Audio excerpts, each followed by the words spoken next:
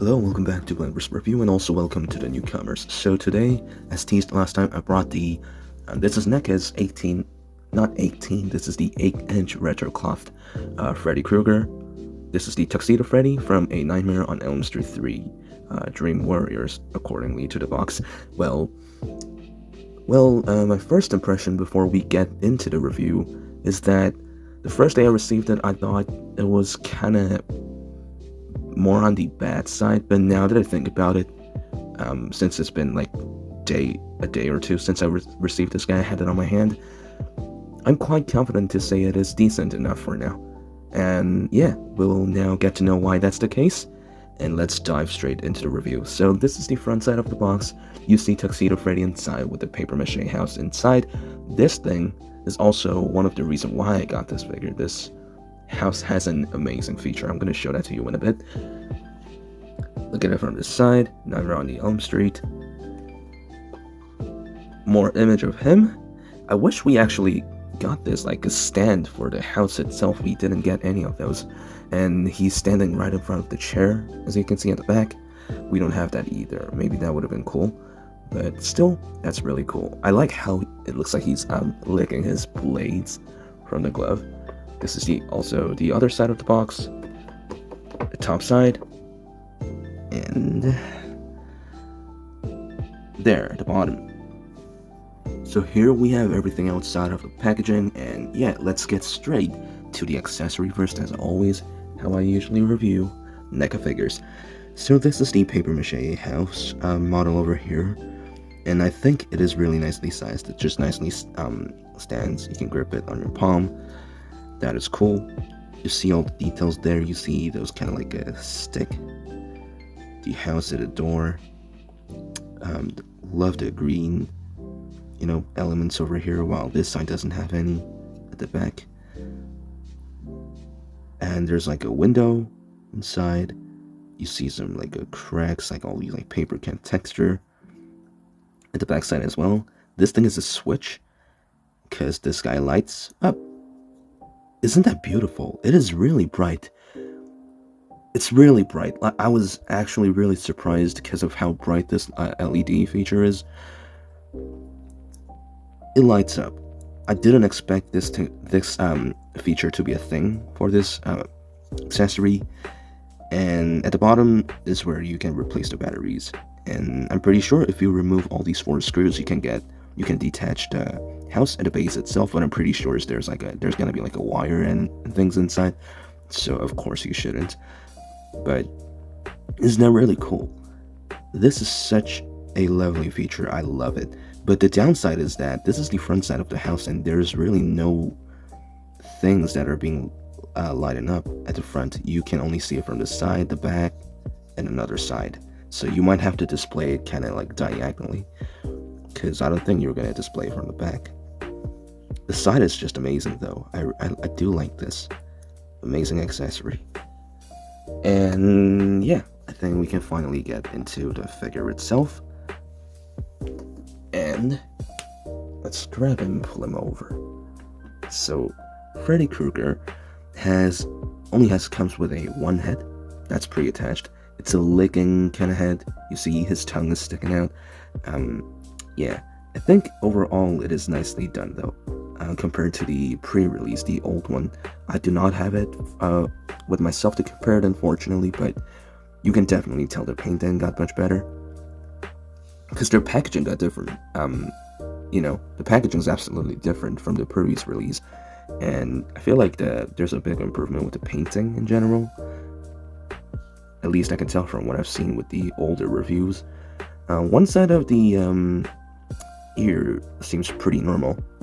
It's kind of hard to tell it is normal because of his face, but you know what I mean, the shape wise. But this one has like a splitted ear on his right side, so that is kind of cool. The texture on his teeth is pretty decent. His tongue, cool. I like how nicely painted his eyes are. His forehead at the back. And I like how the skin texture leads all the way to the neck. Though I'm pretty sure when you take these shirt off inside, there's just gonna be those very, I wouldn't call it lame, but very basic 8-inch cloth figure body in there. You know what I mean? I mean, you don't want to, remove the thing inside anyway. It's gonna be hella complicated to get it back. But this thing, it's not in full shirt. Inside there's like a cut where the at the end of the shoulder section, there's a cut there, so you see his arm. But yeah, but nicely done color. I love that the 3 buttons here looks quite detailed. I don't recommend you to, touch these buttons too much, just in case, But yeah, that is pretty cool. There are no bendy wires inside these shirts, by the way, so if you're the type of guy who don't like bandy wire like myself, you don't have to worry about that. Anyways, let's pull his clothes nicely. Yeah, there we go. His collar's kind of stiff. Anyways, getting to his detail of the costume, well, nothing crazy going on, honestly. You see his, like a, what do you call these, kind of like a towel kind of thing, that's also in a stripe of green and red, as you can see, as same as the ribbon here. But it's kind of interesting, like, this piece inside the front side of the pocket seems quite big, so the tip of the towel kind of sticking out.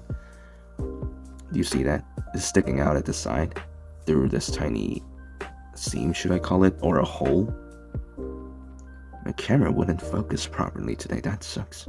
But anyways, focus please.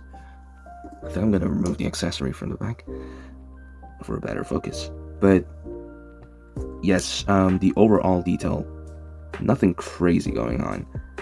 It's just in black. You see, there's not much at the back either. But the good thing about this retro cloth figure is that it's somewhat more realistic than 7 inches one, because you don't really see like an exposed joints that much for the arms, the waist and stuff, all the way to the leg. So that's kind of cool. So yeah, still nothing crazy going on with this costume. I think it is still nicely made, very durable. I was surprised of how good quality of these cloths are, actually. So yeah, now getting to his hands. This is his open grip hand. He doesn't come with any spare hand accessories, by the way. But yeah, hand is the only part where it seems like it leads all the way from his head to, it's the texture the same with the head and the hand, but you see that when you remove or kind of move his shirt a bit or backwards all the way to the top of his arm, you see there's just this like basic 8-inch retro cloth figure body there. But I didn't mind about that so much, because yeah, that's how most of these figures are made anyway, and you're not gonna really see it anyway, so that's fine. But anyways, the hand is nicely textured. You see the fingernails there, cool, I love that. Now getting to his glove, it's the same thing for here. You don't see much things, but this is one of the downside I've encountered. The paint chipping on the peg, the wrist peg. It really sucks. That's what I didn't like about this figure. Like, they really gotta fix this issue. They did this so many times with 7-inch figures, like Ultimate figures, but it's the same with 8-inch now that I see it. And the peg is kind of not that durable. It's kind of, I don't know. It's not that strong. I just feel it every time I try to articulate it. It feels like it's gonna break down someday. So I just try not to articulate his wrist most of the time. But anyways, the glove is nicely done. The blades, the weathering, like the double color here, like a gold and a bronze. Oh, look at that. Inside, you see his palm. Really cool. His thumb and stuff. Awesome piece. Well, as same as his jacket that I've talked about, there's nothing crazy going on with his pants. Nothing crazy.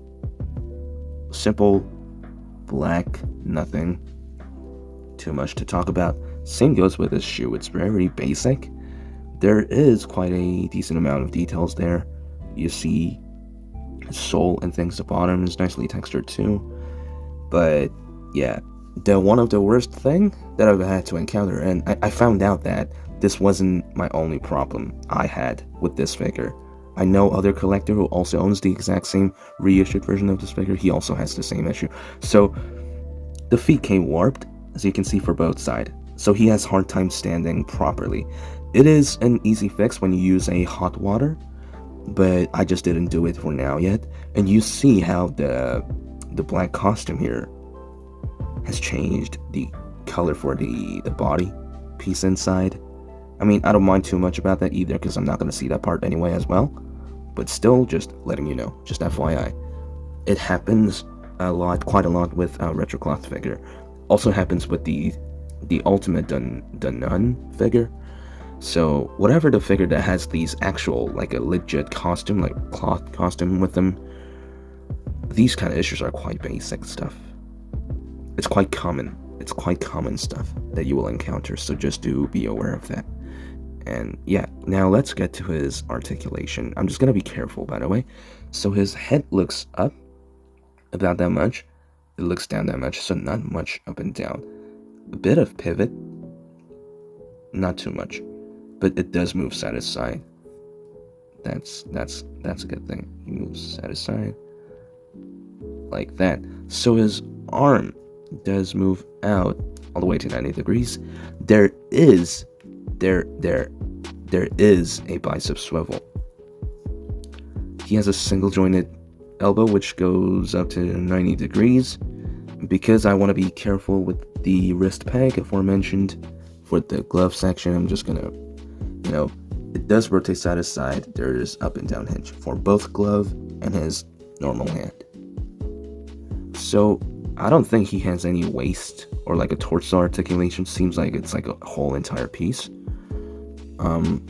No waist swivel, I assume, as well. Maybe it's just stiff, I'm not so sure. His leg does kick up. It does go up. It does move backward too. It does move sideways. He has a single jointed knees, which goes up to less than 90 degrees, and his feet moves up and down. No side to side rotation or pivot. And that is pretty much it for the articulation with this guy. So now that we got to know about this figure after the review, I would like to give this guy about 8.5 out of 10.